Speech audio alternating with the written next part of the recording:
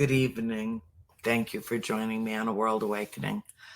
Uh, so the last show that I just did, which was, the last hour ago, with Jeff, Soul School, with Jeff, we talked about a change of plans, a change of venue, a change in the weather, a change. And we all know that it's the only constant in the universe. We all know that. Consequently, the universe is all fluxed up. However, breaking up the monotony of our lives, that's where the word monotone comes from. Monotony being this single tonal vibrational influence that seems to run through our lives. And we have to occasionally deliberately change it, shift it, make something happen.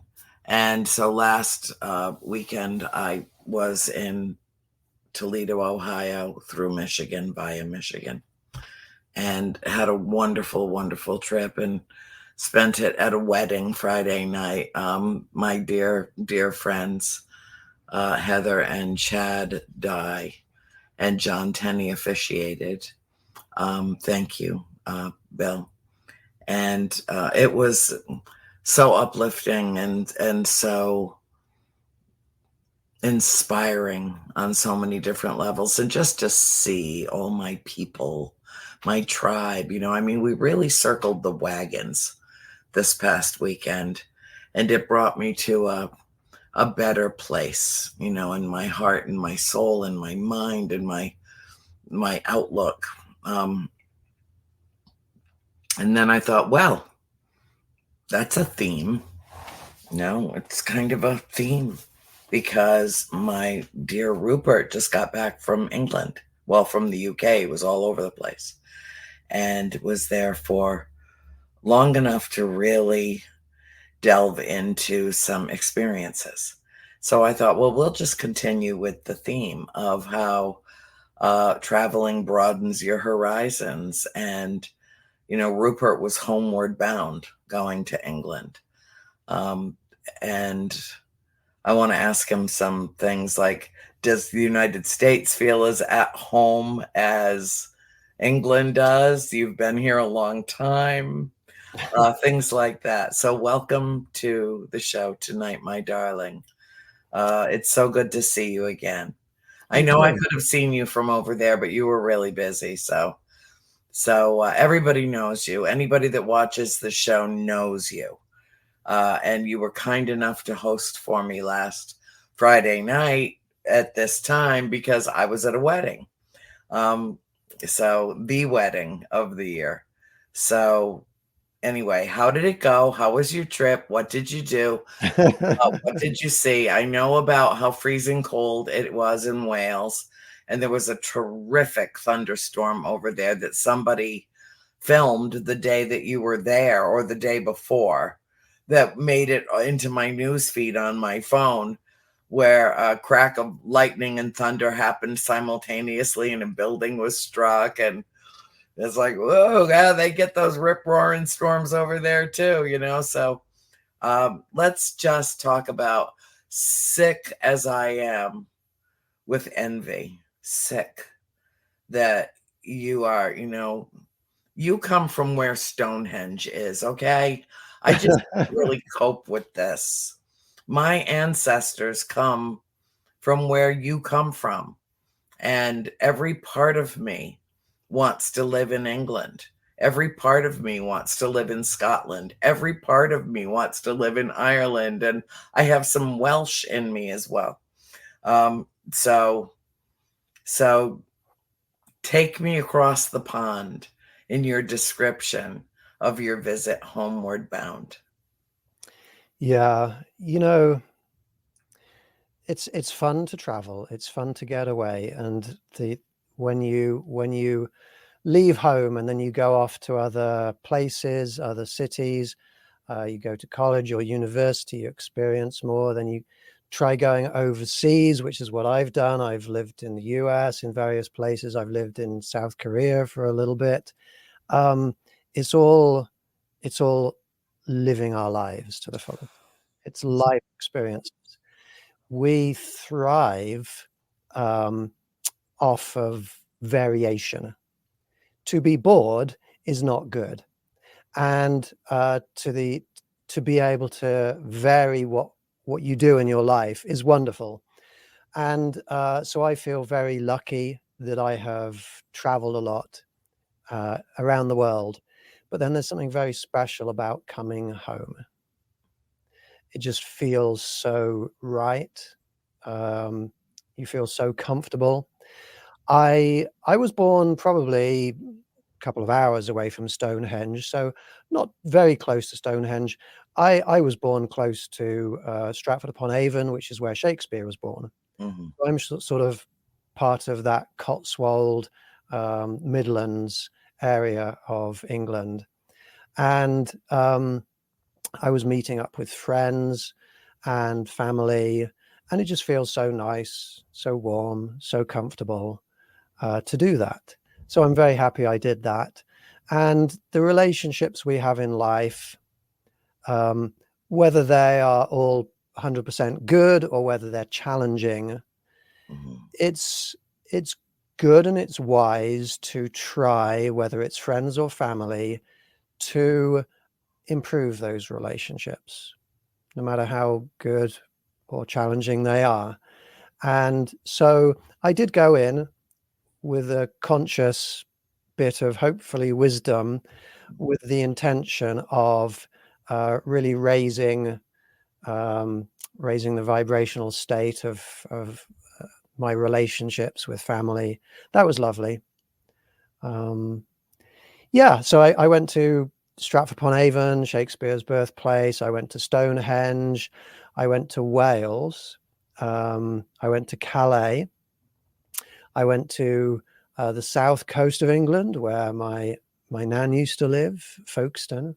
I went to the house where she used to live. She's no longer with us, but that was nice getting those memories renewed. And then doing all of those things then gives anybody, I think, when you travel, not just a larger perspective on the world, but a larger perspective on where you've been, where you reside at that time. And it really, for me, I think the most powerful thing about this trip was it made me, when I came back to California, it made me understand that I am not just going to sit in my house doing the same thing day after day after day after day. I am going to really live my life. And even if that's in my home, I'm going to find new fun adventures. I'm going to find adventures down the street. I'm going to find adventures in the local city 5 miles away, wherever. Mhm. I think that's a very important and powerful thing that it has done for me. That's excellent. It really, my trip, I've been to Michigan and Ohio, I don't know how many times. Uh, it was different this time. And I think that a lot of it had to do with my intention. A lot of it had to do about the main reason.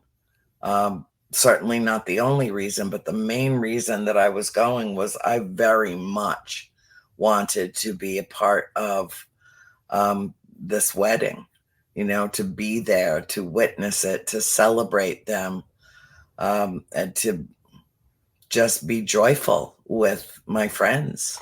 I felt like I needed it desperately. It's been more than 5 months since, I've even practically left this property, and 2 acres of land that has to be tended by hand.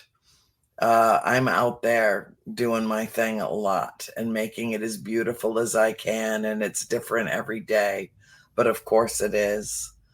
Uh, and communing with the birds and looking up at the sky and talking to my galactic family and doing all of that. So I have a lot of variety, I guess, in my daily living. Um,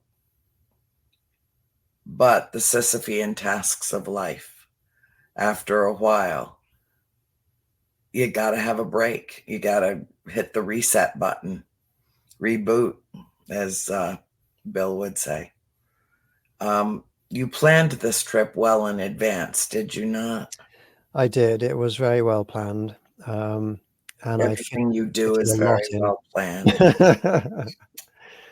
Thank you. I had some interesting experiences. I went to the British Museum in London, and while in the British Museum, looking through the Egyptian exhibitions, 3,000-year-old statues of gods and goddesses who are humanoid, but with reptile faces, or with the faces of wolves or jackals, or with the faces of lions. And of course, some of these beings that match those descriptions are beings that show up in some of our meditations when we try and reach out and communicate with other beings. Mm-hmm. And what's fascinating further to that is that these statues of these beings, they generally have above them a disc, a circular disc, and sometimes those discs have wings to indicate a flying disc. Yeah. And it's just when you go to exhibitions like that and you look at these things that are thousands of years old, and you start to think about the possibilities. Could these be? Could Yeah. it be that these Egyptians were actually in communication with those entities, and that disc above the head, which probably then later morphed into being like halos? Mm. Do these discs represent the UFOs, and these beings are beings from UFOs? Are these alien entities that these Egyptians knew well back then? I'll dare to take a quantum leap in furtherance of understanding that they are us and we are them, and that there are connections with multitudes of life forms out in the universe, and what has manifested as basically a colossal failure of an experiment, I think. I'm surprised they even let us still use the planet. I really am. Um, but I think that we know nothing compared with what there is to know. And I think that the wide, wide variety of humanity, all the different languages, all the different color schemes, all the different eye colors, all the different, shapes and sizes of us. And we are all one thing. We're humanity. We are, that realization of oneness that I speak about and talk about so frequently. But I think that the reason that there's such a variety of us on the planet is not because we evolved one way or the other. I think that we've had assistance, intervention, genetic manipulation. I think that we are them and they are us. And what a remarkable thing. And I don't think that it's beyond plausibility that a very, very long time ago, some incredibly technologically advanced race thought, wow, these great apes that live on this planet, I wonder I wonder we could mix a little of their DNA with a little of our DNA and see what we come up with. I think it's science. I think we're a great science experiment, and that is a part of our creation. And I think that it's as plausible an explanation as anything. Yeah. I'm not sure if I've ever told you my theories on this We subject. have talked about this, but let's talk about it some more. Well, you know, when human beings go off, we travel around. I mean, we haven't traveled that far, but let's say we go to the moon or Antarctica or deep under the ocean. We're not adapted for those environments. So what do? We use whatever technology we have, whether it's just extra clothing, but we use our technology to build ourselves some kind of environmentally enhanced space, environmental suits. If we go to the moon, we wear a spacesuit. Let's say we had hundreds of thousands of years, millions of years ago, we had alien beings coming from other places in the universe to the Earth that are not adapted for the Earth. They're not adapted for our environmental conditions. They look down and they see all the life on the planet and they think this would be a fun place to go to and interact with. And so they make themselves environmental suits. But they're so far beyond where we are right now technologically. The way they make environmental suits is they take bits of DNA of the organisms that are already adapted for the planet. They see great apes as being one of the most advanced of the beings, so they say, yeah, we'll use that. They've got 5 fingers that can pick up things well. That's good. But how about those reptiles over there that can survive in hotter conditions, or the bit of insect DNA? That would be cool, wouldn't it? And they mix and match. So rather than us just being let's just throw DNA together and do an experiment, I think there was real purpose in them creating the beings that we now see, that we interact with, that we now see as being extraterrestrial or alien. I think it's all stems from that making of environmental suits, and also in some cases perhaps building in sort of making guard dogs like Skinwalker, or having some beings out there that are not so much just for wearing themselves, but as protective measures. And I think, I think some of our myths and legends may be from some of those beings that were created to protect them from other things. Yeah. Yep. Absolutely plausible. Scientifically, it follows logically that could be the answer. You know, I would really like, I'm sorry, Rupert, I've told you this before. I've studied Darwin. I did all my homework. I really looked at it. It never rang true to me that we are now something that slithered out of the ocean millions of years ago. No, I just don't feel that. I have a sense of belonging to a larger tribe, a much larger tribe, what I refer to as our galactic family. So much of what I've experienced has been with humanoids, has been with beings that, not all, but most, are humanoid. The visions that I've had, the encounters that I've had over more than 50 years.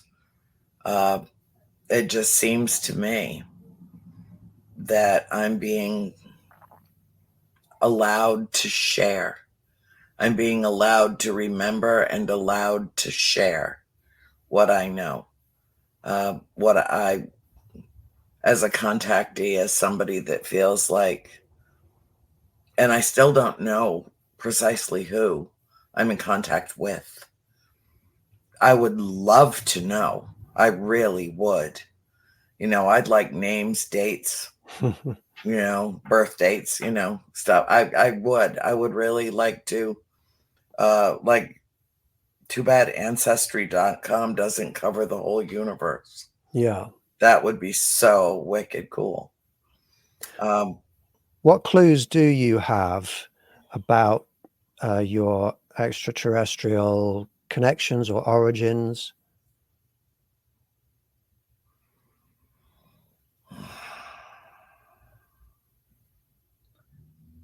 It's hard for me to explain.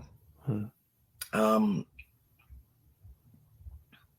I have felt 3 fingers on the first 3 fingers of my left hand.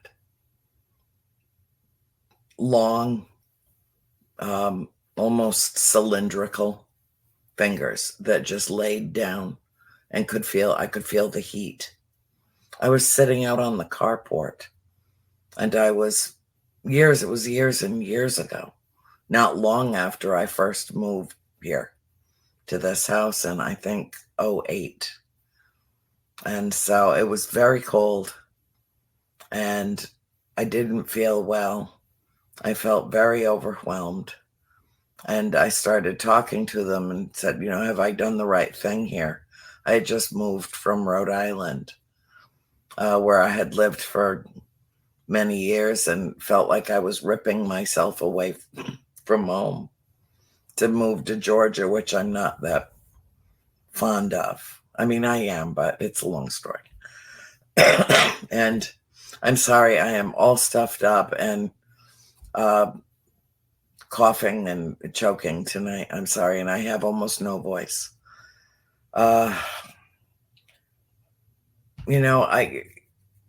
Rupert, I don't know. I think, I saw an image on Skype of a being who I knew that I knew. He was jet black, and he usurped a Skype meeting I was having with a friend of mine and came right in on the screen, and I could hear tapping, and all behind him were beautiful lights, beautiful colors, some colors I'd not seen before. And I knew that I knew him, and I don't know how, and I can't explain it. And every human emotion just ruptured up from within me when I saw him, and I couldn't break my stare with his eyes and started fishing around for the mouse, and I disconnected the call. And I will always be sorry for that, because he didn't give me his contact information. I've seen beings. And they're all different. There's a lot of different ones. And yet my feeling is that basically they're all working together for the betterment of the life forms, not just humanity, but for the life forms on the planet as a whole. That Earth really, really matters to them, that they care about the planet and they love us. And that's the main messages that I have gotten throughout the course of my life. And I can't explain it. And I may never know. I may never know, not until I depart. If then, I may never know. But I do know what's real, and I do know that having experiences throughout the course of my life that have enriched my life, that have made me think bigger, and I'm grateful for that. I'm really grateful for it. I love to travel off planet. I love to travel off planet. You travel off planet? I don't know if I've ever asked you that. To my knowledge, I have not physically traveled off planet, but I was actually formulating a question in my head before you asked that question, which was, you know, we're talking a little bit today about vacations and getting away. If you could choose between having a week's vacation in the future or the spirit realm, afterlife perhaps, or off planet with ETs. Off planet in a heartbeat. I don't need to go to the spirits. They're all around me all the time. They just come to me. Really.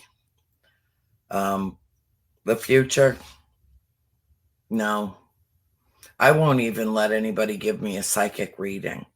I do not want to know. Nor do I want to be misguided by someone who, no matter how, well intended, gives me a reading that is incorrect. They say one of the values of getting readings is that if you get information that you're not particularly happy with, that you can change it if you know. Yeah. That sounds like too much work for me. I know. Bring each day as it comes. I don't want to know anything in advance. I don't. Because, if you do, I would have gotten in the car and driven from Florida to Georgia to stop my sister from opening a fentanyl patch. I would have gone and rescued my great niece from Tennessee before a wall of water took her home and her away. I would have intervened had I known in advance what's going to happen. I don't think we're supposed to know. I think we're supposed to survive it or not. I think we're supposed to learn from it or not. I think we're supposed to suffer and grieve and feel the depths of pain and the heights, the highest heights of joy. I think that we're supposed to feel everything, do everything, think everything, and expand our consciousness while we're here to get ready for the next phase, the next classroom, the next, I don't want to come back to Earth. I do not. I don't. I hate 3D. I just hate it. Hate being a strong word. I hate it. I hate the duality. I hate the conflict. I hate the violence. Did you just see that? I just saw that. What just fell through your roof? Don't tell me it's a piece of space junk, Rupert. What the hell just fell through your roof? That is my light fixture. Your light fixture. That is heavy. This is a heavy piece of glass, and it just grazed the back of my hair. That could have really hurt. Yeah. Wow. It didn't break. Well, maybe the spirits are pissed off that I chose the extraterrestrials over them. Didn't you say you had some strange spiritual activity while you were in England? Maybe you brought an attachment home. You don't know. Yeah, that's a little bit bizarre. I've not had that happen before, but that was like, it was almost personal. It was like, yeah, it was pretty close. Wow. And it's on film for everyone. You can go back and look it over and over again. It didn't shatter. That's amazing. That fell from quite a distance. Yeah. I'm glad had I been sitting slightly further back, that could have really hurt. That could have damaged me. Yeah. But yeah, while I was staying in my father's home in England,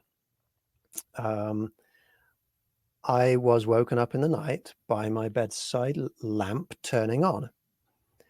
And one of my friends was in another room in the house, and they reported the next morning that their lamp also turned on. And we figured worked out it was approximately the same time. So that was odd. And by itself, you might be able to just say, well, maybe there was a power surge or something. But when I was staying at my mother's house,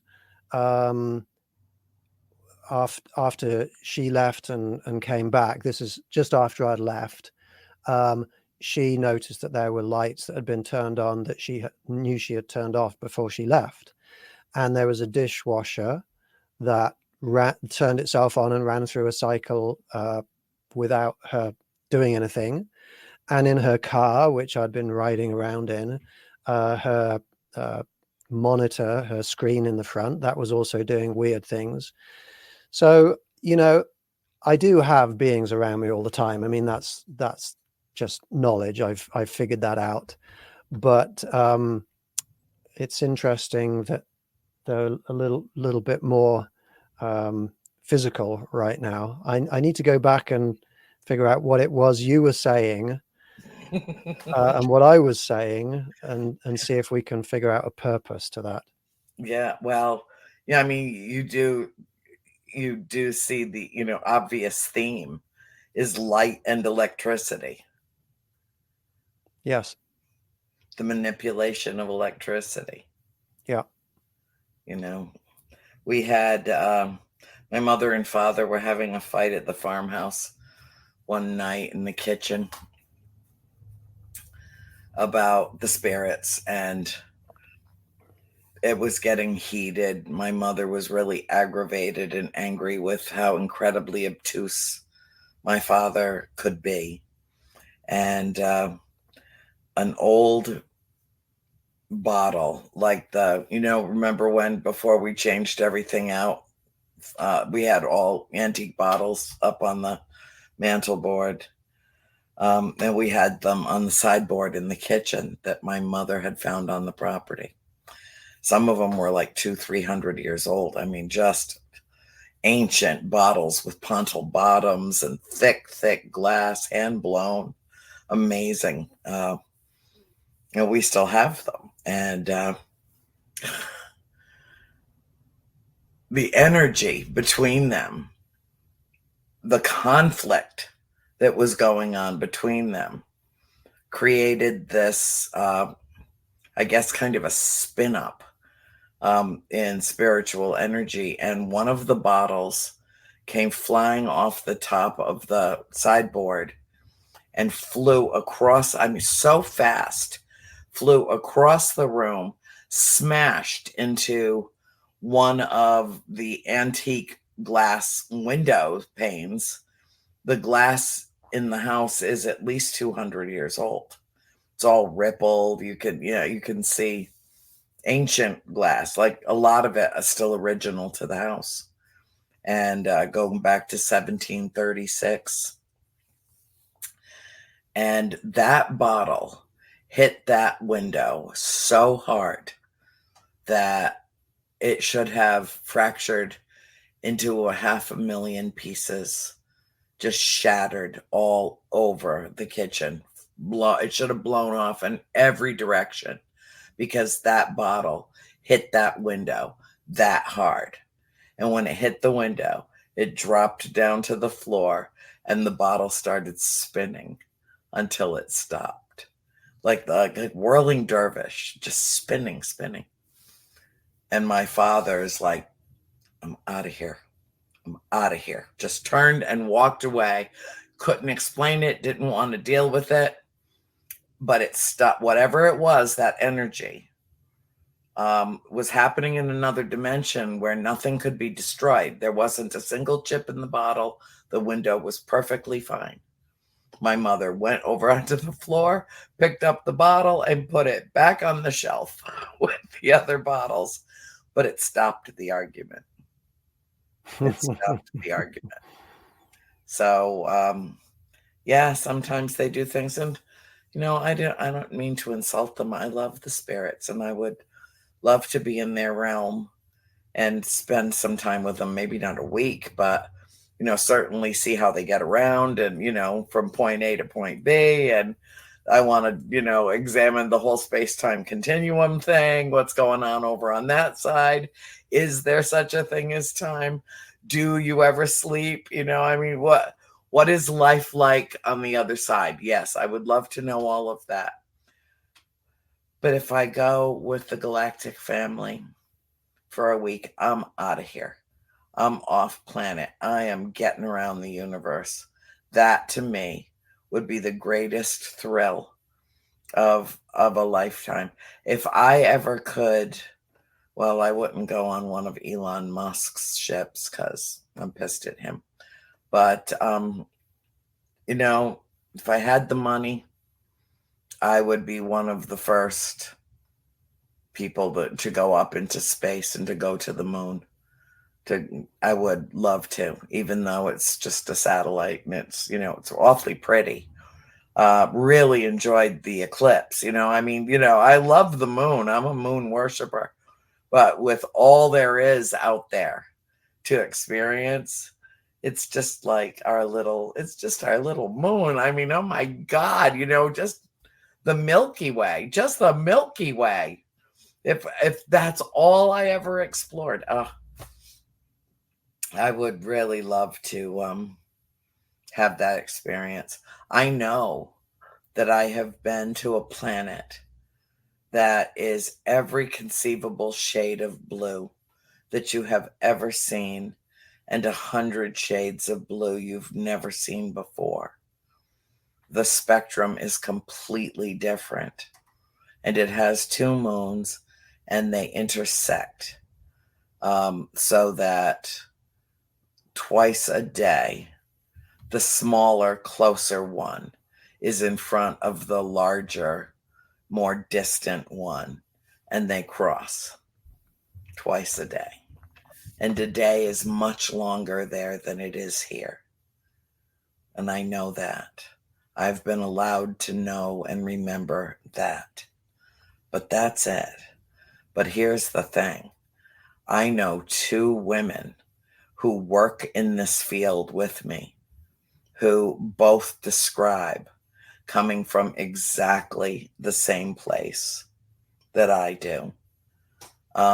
And both of them have Caribbean blue eyes from the blue planet. And all three of us were raised in Rhode Island. All three of us in the tiny, tiny little state in the northwest quadrant of this country, of all places on earth. And none of us ever knew each other until we were all in our 40s or 50s, as when we first met. And yet we only lived a few miles apart throughout our entire childhood. It does make you wonder.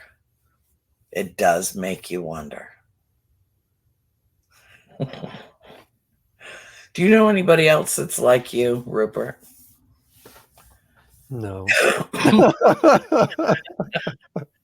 What did I tell you the first night that we met, my dear? What did I tell you? Do you remember? I can remember a few things. To which thing are you referring? You remember me saying you're not from here? Yes.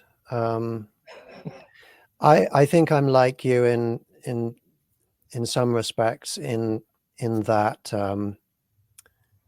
I just don't feel like I am the same species as these other Homo sapiens.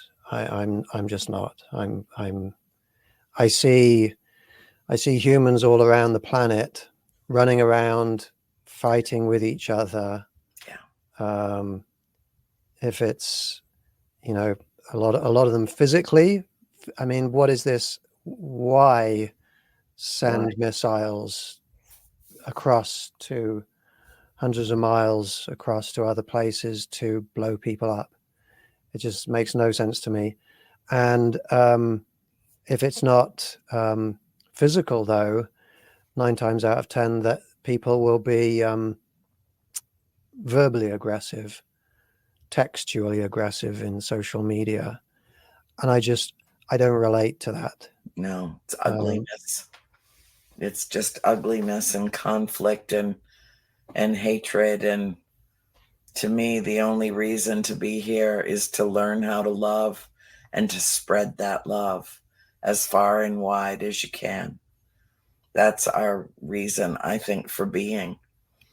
No, I am on this planet, but I am not of this planet. I am not uh I'm different. I'm a misfit. So are you. I know a lot of us, Rupert, a lot of misfits over the last 12, 15 years as I've been lecturing and meeting thousands and thousands of people. I can pick a misfit out of a crowd at about 100 yards. There's a wide-eyed wonder about us. There's a childlike innocence about us.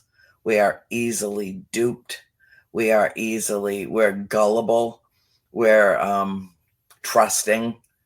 We're very fragile. There's a delicacy about us. We're not hardened. We're not, even no matter how old, I'm pretty significantly older than you are, but I'm just as soft as I was as a child, just as tender-hearted, just as prone to have my feelings hurt, just as prone to cry over a sentimental commercial as I ever was.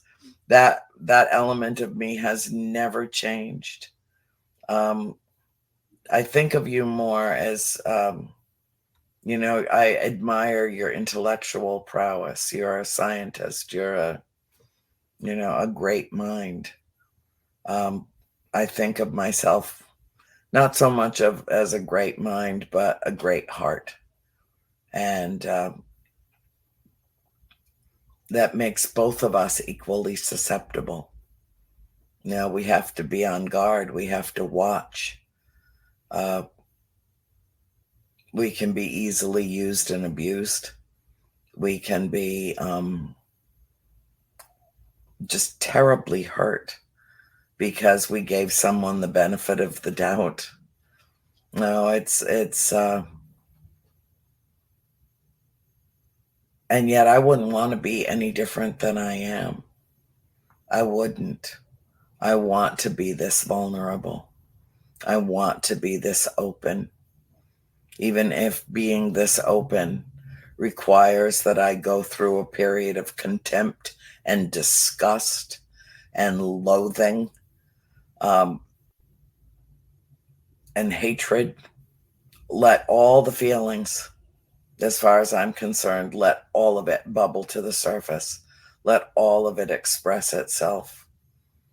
All of it.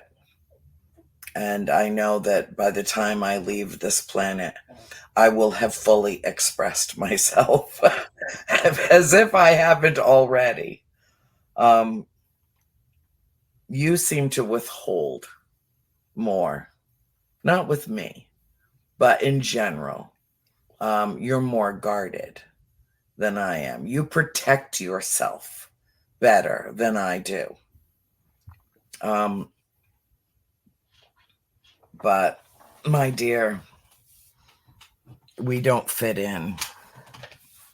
And so the only thing that we can do is find our tribe. The only thing that we can do is find the hippies, freaks, weirdos, misfits, the ones that stick out like a sore thumb, the ones that just are looking around like, what is this and why am I here? That look, that look. That was the look that I saw on your face the night you came to the door at the hotel room. And Yeah. that was the first night I told you, you're not from here. Yeah. Yes, you and I are very, very different. I think one of the ways in which we are similar is that there's a lot of ways we're similar, actually. We are both very empathic. We both care deeply, not just about ourselves, but others. And both of us, because of that, we actively put ourselves out there in order to try to help others. And both of us, because we do that, we do make ourselves more vulnerable. Because the more people you have the more people you're speaking to, the more people you're reaching, the more dark people you're going to reach, the more people who are going to attack you, you know. And so both of us, we do put ourselves out there, and we do put ourselves at risk. I think in some ways I'm more pessimistic than you. I think humanity has failed. I think we failed. We're dying. I think humanity is, as a whole, quite terrible, and so I'm resigned to the fate of humanity, and so, and I accept that I can't change that. If humans want to kill themselves, there's not much I can do. If humans want to commit suicide on a global scale, there's not much I can do. What I'm doing is, I guess I close myself off a little bit from that pain of not being able to help everybody. I can't make the planet perfect, but what I can do is I can offer people who do relate to me, who are on the same wavelength. I can offer a beautiful little community, a beautiful little universe, and I think if there's maybe one of the differences between us is, I protect myself by just focusing on that little community. You really still want to help everybody. You don't like that there's all this fighting, and you wish you could stop it, and you feel the pain of it all the time. And it's not a matter of my way being better than yours or yours being better than mine. I think you care more deeply about others, and you can't stop caring. And I think that puts you in a position where you do feel more pain. So in some respects, you're more ascended than I am, because I do kind of close myself off a little bit to the pain of others sometimes. No, I don't think it's really a matter of being more or less spiritually ascended. I don't, because I don't think of it as a ladder where I'm on one rung and you're on another, and the neighbor is on another. I don't think of it that way. I think we each have our own individual Venn diagram, as it were, our own timeline, our own individual path and process. And some people don't make very much progress at all during the course of a lifetime. And some people evolve by leaps and bounds. The more educated they become, the more sensitive they become, the more creative they become, the more they live into their own destiny and they find their own way. And those are the ones that we've been waiting for. Those are our people. So we'll get together with some of them this summer, okay? We have plans. We'll post it very soon on Buttercup, and you will as well, I'm sure. Tell everybody on your show, Cosmic Wisdom, on Thursday nights here on KGRA. I encourage everybody out there to befriend my wonderful Rupert. It will enrich your life in ways that you cannot even imagine. He is so kind and good and gentle, a spirit and a soul. I am very grateful to have you in my life, dear. Thank you so much.